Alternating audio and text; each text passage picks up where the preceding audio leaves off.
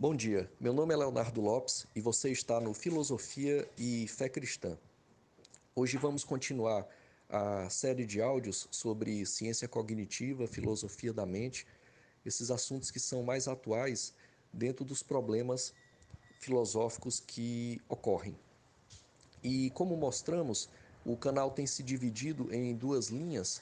Aquela que é propriamente a coluna vertebral desse canal é um apanhado histórico no qual utilizamos o livro de referência de Colin Brown, Filosofia e Fé Cristã, em que tratam-se lá, o autor trata, o Colin Brown, de uma centena de filósofos e pensadores correlacionando com a fé cristã, bíblica, cristocêntrica, no sentido de mostrar em que sentido o pensamento se afasta, se aproxima da mensagem revelada, o que ocorreu após o período da pós-renascença, da emergência do antropocentrismo, no sentido de separar a fé da razão, colocar a fé no âmbito da teologia, a razão no âmbito das ciências, no âmbito do pensamento laico, e de que forma isso nos afeta chegando até hoje, essa herança moderna da qual alguns dizem que ainda não saímos, outros já dizem que estamos num período chamado pós-modernidade ou pós-verdade, mas ainda há aqueles que dizem que ainda somos modernos. E se ainda somos modernos, ainda estamos aparentados aí com o cogito cartesiano de René Descartes. Uma outra linha, propriamente, nessa outra linha estávamos tratando Blaise Pascal, já no final do chamado racionalismo. A outra linha, tratamos então desses assuntos atualíssimos, que muitas vezes não paramos para pensar, mas que estão emergindo, que estão em efervescência e temos que conhecer. Um deles é a grande pergunta: as máquinas podem vir a pensar? Se as máquinas podem vir a pensar, isso vem propriamente, é uma dádiva, uma bênção de Deus ou não? Devemos ter medo das máquinas? Quem já assistiu o filme Exterminador do Futuro pode ver um pouco disso, né? Máquinas malvadas. A mesma coisa no filme Matrix, máquinas opressoras. E, enfim, em certo sentido, o cinema tomou as máquinas, aliás, fez-se uma dupla parceria e que muitas vezes se mistura. Ora, máquinas, inteligência artificial, ora, alienígenas. Todos são mostrados como opressores da raça humana. Mas então, pensemos então a inteligência artificial. E, é claro, aqui a inteligência artificial é um mundo. Vamos tratar somente de uma parte muito diminuta, muito específica, e vamos tratar da sua relação com o computador. Que relação haveria entre a inteligência artificial com o computador e de que forma isso nos afeta? Que é o objetivo do canal, tentar fazer ao máximo correlações com a fé cristã.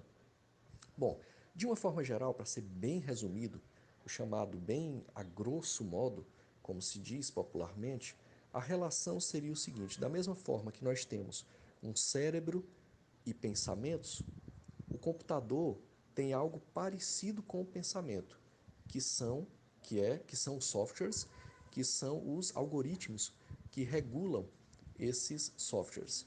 Então, pensamento e software seria a primeira relação, ou mente e software. Programa do computador seria parecido, vamos usar essa palavra para ficar de fácil entendimento. Programa de computador, o software, seria parecido, ou aplicativo, se pudermos falar aí dos mobiles, seriam parecidos com o nosso pensamento ou com a nossa mente. Por outro lado, o que seria o hardware, né? O que seria a parte física, o seu computador mesmo, que você toca, que tem um certo peso, que se cair no chão quebra. Bom, ele seria o nosso cérebro. O nosso cérebro seria a parte física. Então, aqui há um primeiro problema que nós tratamos já em áudios anteriores. Tem dois áudios aí que nós tratamos, um dos qualia, das experiências subjetivas, um outro que tratou-se também de questões relacionadas ao cérebro, e é o primeiro problema, que é o reducionismo fisicalista radical. Tudo se reduz ao cérebro. A nossa fé, para fazermos correlação aqui com a questão da fé cristã, a nossa fé não seria fé, o conteúdo dela, muito menos, seriam apenas áreas ativadas no nosso cérebro, eletricamente, a partir de algumas substâncias de ordem físico-química. não é? Mas tudo seria o cérebro, tudo seria o cérebro, e o cérebro produziria dentro de determinados contextos sociológicos isto. Muito bem. De uma forma geral, também, então podemos dizer o seguinte: qual é o problema disso com relação à fé cristã? O problema está justamente em que reduz-se tudo ao material.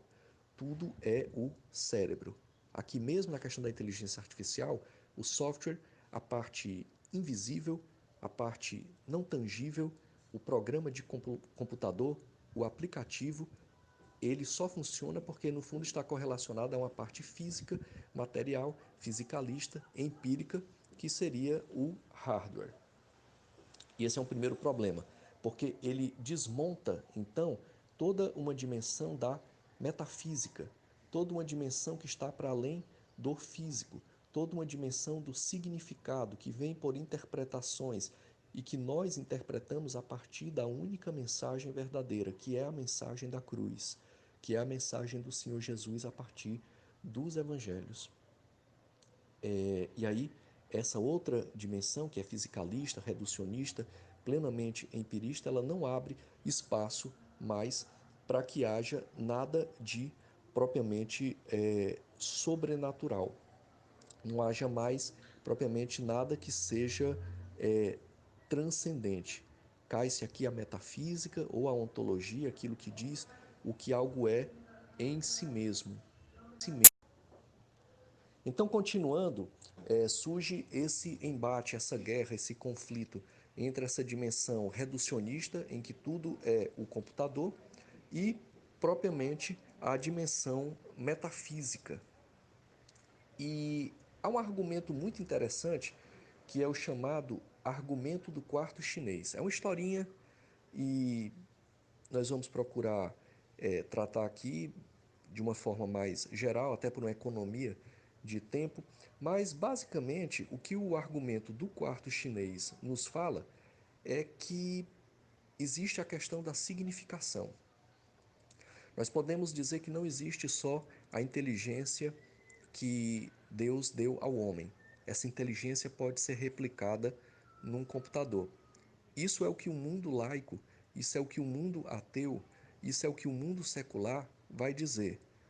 De uma forma geral, dentro de uma certa interpretação, Deus não criou a inteligência humana porque essa inteligência pode ser replicada, essa inteligência pode ser copiada para máquinas, né, computadores.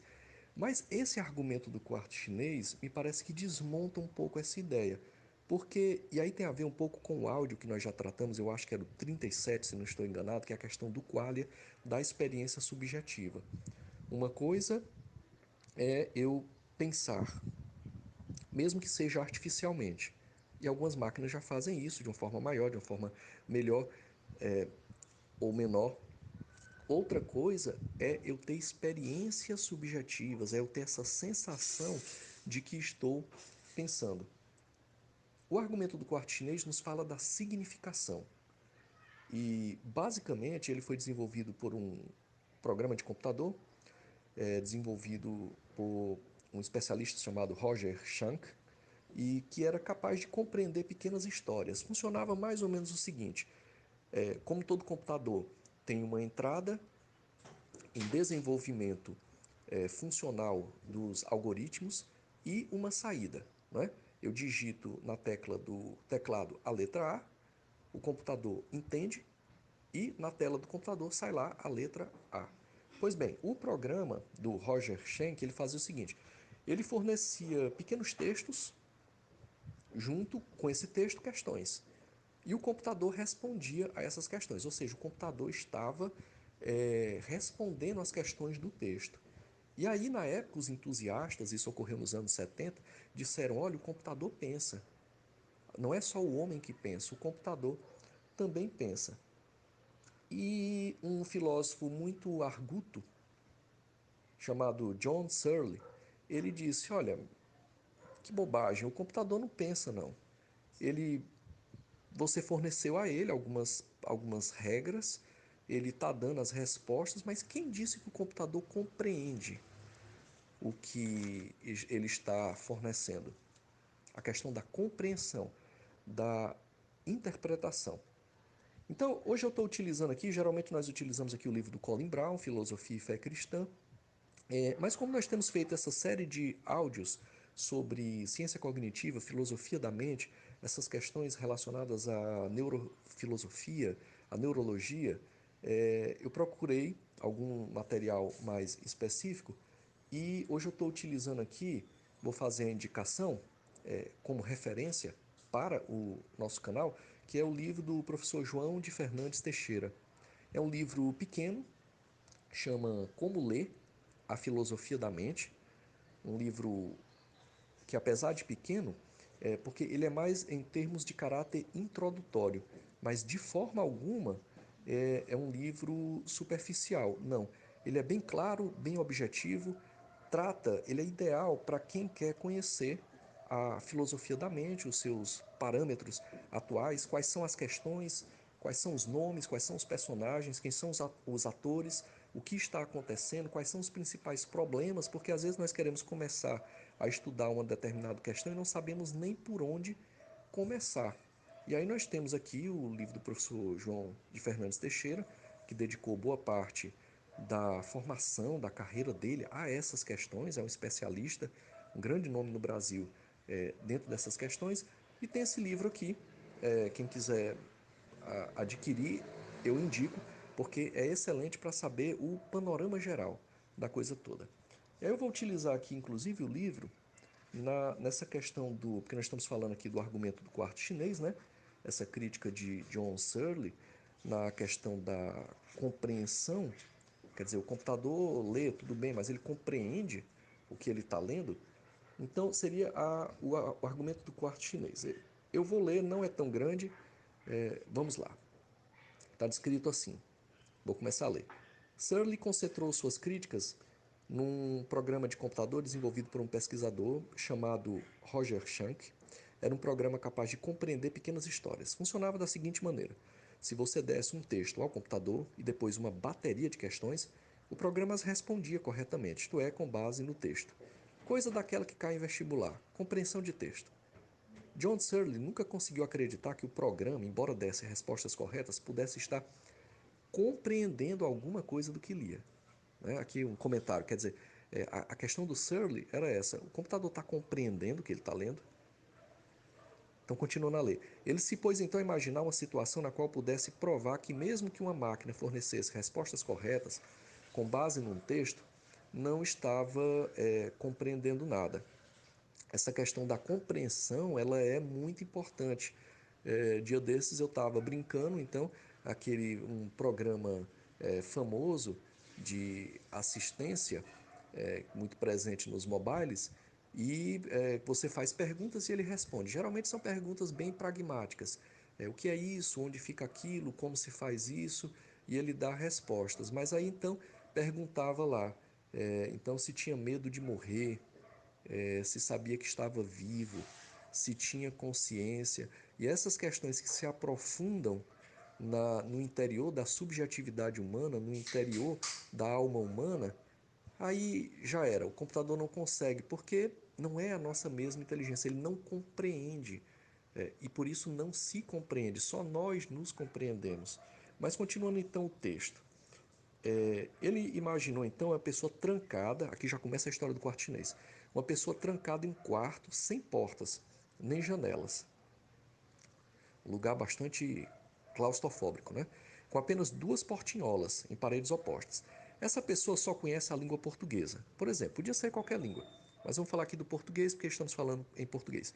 Mas lhe é fornecido um texto em chinês e uma espécie de tabela com regras, truques, todos escritos em português, para que ela, a partir das sentenças escritas em chinês, gerasse novas sentenças em língua chinesa.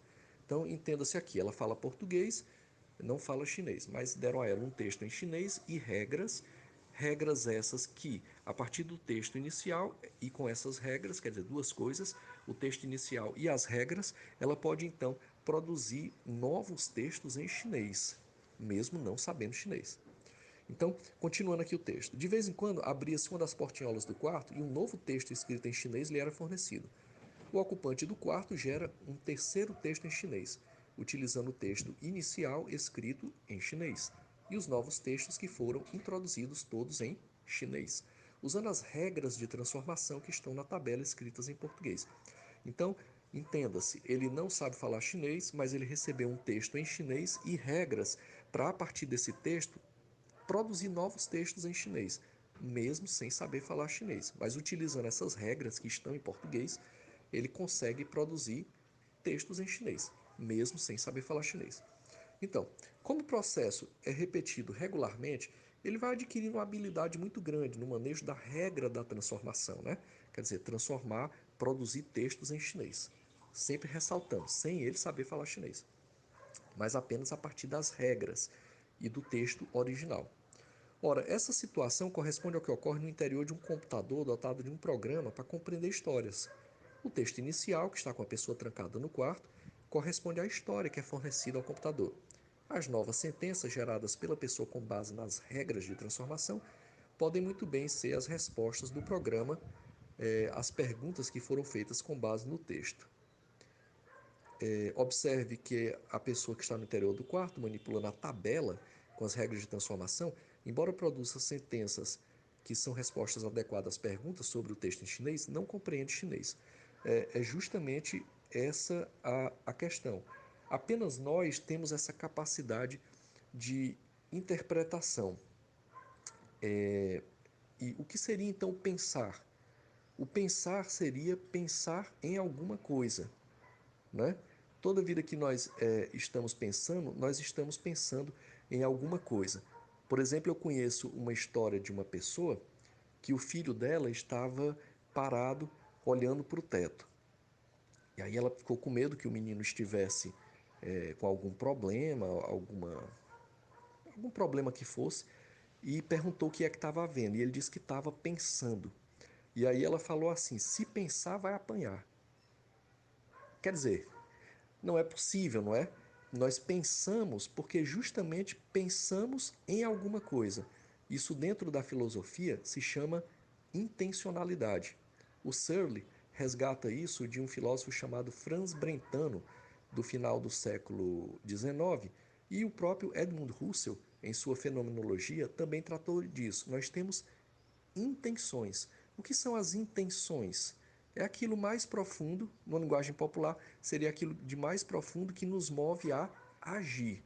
Nós pensamos, temos as intenções, isso nos leva a agir. Dentro de um contexto mais metodológico, filosófico, dentro das escolas de filosofia, pensar seria isso, seria a capacidade de que só há pensamento quando eu penso em alguma coisa. Então eu não posso estar pensando em nada.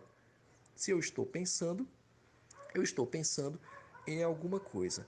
Pela neurociência, nós sabemos que o nosso cérebro é um órgão que nunca para de funcionar. Ele nos consome energia o tempo todo, o que explica em boa parte porque nós precisamos nos alimentar regularmente. Nós temos uma máquina, eu gosto de comparar com uma geladeira. Se você botar, não acender nenhuma lâmpada dentro de casa, nenhuma luz, mas se tiver uma geladeira ali, está consumindo a energia, e uma energia até um pouco significativa.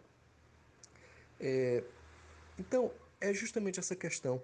A, o que nos diferencia das máquinas, e as máquinas nunca poderão pensar como nós pensamos, porque elas não compreendem. Elas não têm sensações subjetivas. E aí nós voltamos ao áudio anterior que falamos dos qualia. Existem experiências subjetivas. Nós sentimos que estamos pensando. Nós estamos o tempo todo pensando. O cérebro está o tempo todo funcionando. Nós não desligamos como aqueles robôs, por exemplo, do Star Wars. Não dá para desligar. Nós estamos o tempo todo funcionando, nós estamos vivos, e enquanto estamos vivos, estamos em contato com o meio exterior, e enquanto em contato com o meio exterior, estamos recebendo informações, tanto exteriores quanto interiores, e pensamos. E ao pensarmos, nós temos experiências subjetivas, né? Nós temos experiências, estamos andando numa rua, sentimos um cheiro de um café, e aquilo nos é uma máquina do tempo que nos remete imediatamente a quando nós éramos crianças e nossa avó sentíamos o cheiro do café ou daquele pão que quando você partia emanava aquele cheiro de pão recém-feito, não é? Junto com café e todas as outras sensações, memórias afetivas e tudo mais. Mas a questão é justamente essa. Não é possível pensar. E aí a questão, e talvez, e como eu sempre mostro aqui, não é tão simples fazer correlações com a fé cristã, mas são assuntos que a igreja tem que se voltar. Por quê? Porque vai-se à igreja e se aprende um conteúdo. É óbvio que estamos aprendendo um conteúdo, nós estamos aprendendo a verdade. E a verdade é aquela que nos é revelada pela Bíblia. Muito bem. Mas depois vamos para a faculdade e temos que interagir com esses conhecimentos, que são conhecimentos, em grande parte, 90%, vamos dizer assim, só para facilitar, seculares, que são conhecimentos ateístas, que são conhecimentos laicos, que são conhecimentos, às vezes, com uma certa dose de teísmo, mas não propriamente a mensagem revelatória que nos fala daquele que venceu a morte, que é nosso Senhor, que é Jesus Cristo. Então, nesse sentido, temos que aprender a transitar também em meio aos conhecimentos, porque Cristo é Senhor. E em sendo o Senhor, Ele é Senhor sobre todos os conhecimentos. E em sendo o cristão um ser que é peregrino, quer dizer, saudades temos da nossa pátria, na qual renascemos em Cristo, e enquanto não retornamos para lá, enquanto nosso Senhor não vem nos buscar e nos resgatar definitivamente deste mundo aqui entendido enquanto o cosmos humano, para que haja uma instauração de um novo cosmos, aquele que é verdadeiro, que é o reino de Deus. Nesse sentido, temos que peregrinar pelo mundo. Enquanto peregrinamos, temos que entrar em contato com esse mundo. É assim, por exemplo, que não estamos aqui a dizer que esses mecanismos são algo que se deva propriamente abandonar. Já falamos isso em áudios anteriores, há 2 áudios em que se trata mais ou menos desses textos. Por exemplo, nessa época de pandemia, Covid-19, a igreja se utiliza da informática, da computação, dos meios de telecomunicação, sistemas telemáticos, né, para poder propriamente transmitir os cultos ao vivo, pela internet. Então, é óbvio que não se está aqui querendo dizer que isso é coisa do diabo. E a questão é justamente recai no livre-arbítrio. Quer dizer, essas tecnologias, e aí a tecnologia da inteligência artificial, não é uma inteligência irmã à inteligência do homem. Só existe uma inteligência, e é aquela inteligência que foi criada ali no Jardim do Éden, como está descrito em Gênesis 1, e que a marca fundamental dessa inteligência é que ela é originalmente a imagem e a semelhança de Deus. Essa é a verdadeira inteligência, decaída depois por conta do pecado original e degradada e somente restaurada em Cristo Jesus, mas é a única inteligência. Mas o que seria então a inteligência artificial? Porque parece que essas máquinas pensam e cada vez pensam de uma forma melhor e cada vez passam a nos monitorar até dialogar, interagir conosco das mais diversas formas, inclusive agora até avançando para a internet das coisas, para a inteligência artificial das coisas, em que está presente em maior grau ou menor grau numa geladeira, num televisor, em smart TV, nos computadores e em qualquer outro aparelho ou bugiganga que possa ser feita. Mas então esse tipo de inteligência, ele é então uma inteligência criada pelo homem, a partir da inteligência que Deus lhe deu, sob pleno domínio de Deus. Nada está fora do domínio de Deus. Mas então é uma inteligência criada pelo homem e que não é, pois, uma inteligência compatível à inteligência original, que é a inteligência que diz o homem criado à imagem e semelhança de Deus. Essa inteligência, então, ela é uma inteligência que é extremamente útil. Por exemplo, o homem não consegue fazer milhares de cálculos matemáticos como um computador faz, mas é uma inteligência que não tem experiências subjetivas. Só nós temos experiências subjetivas. Imagine aqui a história que eu falei, né? Está se andando numa rua e se sente um cheiro de café e aquele cheiro nos remete como numa máquina do tempo aquela tarde em que todos se alegravam à mesa e cortavam pão, café e se comia ali tudo de bom, né? E só nós temos essa capacidade, só nós temos experiências subjetivas. Dentro da filosofia da mente se chama qualia. Só nós sabemos que estamos pensando, porque não só sabemos, mas nós sentimos. Estamos tendo essa sensação, a sensação do próprio corpo funcionando, a sensação do próprio pensamento, de certa forma, uma sensação do raciocínio funcionando. E aí é algo que é próprio nosso, quer dizer, as máquinas não têm essa sensação, por isso que trouxemos aqui o argumento do quarto chinês. E seria basicamente isso que queríamos tratar. Vamos finalizar então com a questão do livre-arbítrio. Todas essas tecnologias podem ser fonte de bênção ou de maldição. Moisés já não falava, a Bíblia toda nos fala, o Senhor Jesus Cristo nos falou de forma superior. Há dois caminhos: ou há o caminho de vida, ou há o caminho de morte. O caminho de vida é o caminho que vem a partir de Deus, da graça de Deus. Esse caminho nos dá vida em abundância, ele nos dá felicidade e a capacidade de, mesmo em meio a inúmeros problemas, de superar esses problemas. O outro caminho leva à morte, leva aos vícios, leva ao choro, né? Como diz um provérbio, de quem são os ais, de quem são os olhos vermelhos, né? Bom, os ais e os olhos vermelhos são para aqueles que se afastam de Deus, que se afastam de Cristo, que se afastam da Bíblia, que se afastam da palavra revelada e da cruz, e se recaem então em vícios e em diversas circunstâncias que aparentemente aparentam ser luminosas, aparentam ser virtuosas até, mas que ao final só demonstram aquilo que são, que é o próprio pecado, que é a ação de Satanás na vida do homem, que é o próprio afastamento do próprio homem que cai em orgulho, vaidade e soberba, que é justamente deserto e sequidão, palavra que é muito usada na Bíblia, a sequidão de ossos, né? E o áudio de hoje foi basicamente para isso. Vamos ficando por aqui então. Ficamos por aqui hoje. Deus não está morto e muito menos na academia. E lugar da Bíblia é em todo lugar. E por que não também nas faculdades de humanas, principalmente nas de filosofia? Um fraterno abraço e que a paz de Cristo fique com todos.